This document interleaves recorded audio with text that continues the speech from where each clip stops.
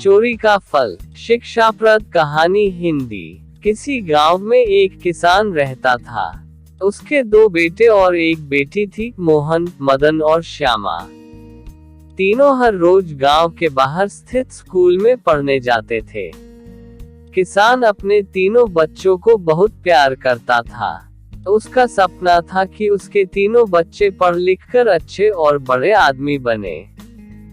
तीनों बच्चों को नारियल के लड्डू बहुत पसंद थे, इसलिए माँ ने घर पर ही नारियल के स्वादिष्ट लड्डू बनाकर रख दिए थे और रोज स्कूल जाते समय उन्हें एक एक लड्डू दिया करती थी।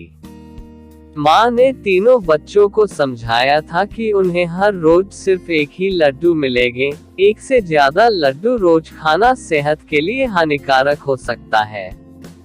माँ ने उन्हें ऐसा डराने के लिए कहा था ताकि लड्डू ज्यादा समय तक चले, कुछ ही दिनों में खत्म न हो जाए।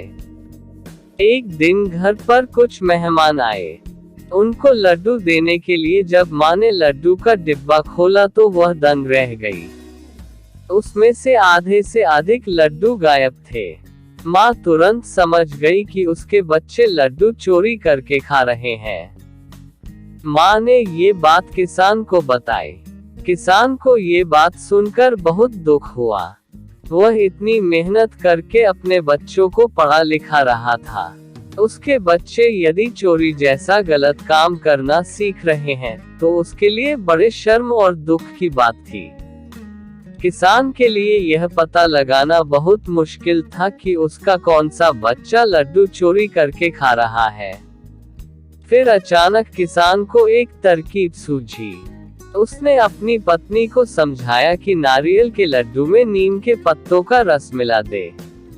किसान की पत्नी को ये तरकीब अच्छी लगी और उसने ऐसा ही किया।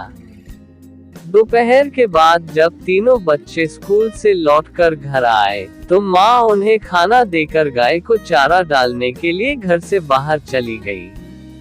कुछ ही समय बाद किसान का दूसरा बेटा यानी मदन घर के मुख्य द्वार पर आया। उसने दरवाजे पर ही सब खाया पिया उलट दिया। मोहन का चेहरा उतरा हुआ था और आंखों से खूब पानी बह रहा था। तभी किसान और उसकी पत्नी भी घर के मुख्य दरवाजे पर पहुंच गए।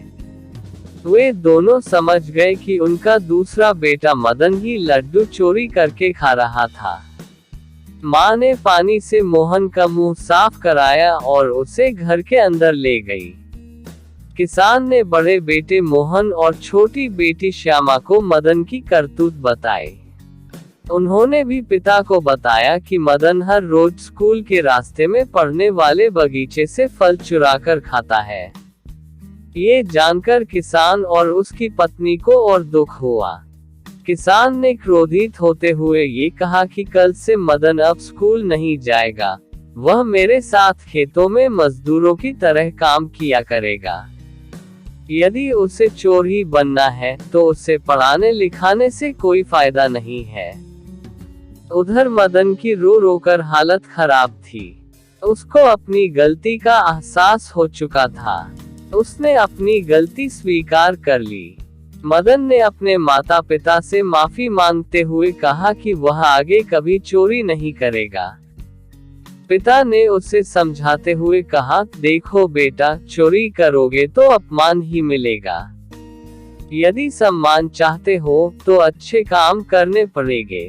अब तुम्हें खुद फैसला करना है कि तुम्हें अपमान चाहिए या सम्मान। मदन ने निश्चय किया कि वह अब ऐसा कोई काम नहीं करेगा जिससे उसके माता पिता को दुख हो या उसे अपमान मिले। उसकी प्रार्थना पर किसान ने उसे क्षमा कर दिया। इसके बाद उसने कभी चोरी नहीं की। सीख: चोरी करना बहुत बुरा काम है। इससे व्यक्ति को हमेशा अपमानित होना पड़ता है। चोरी कभी न करें।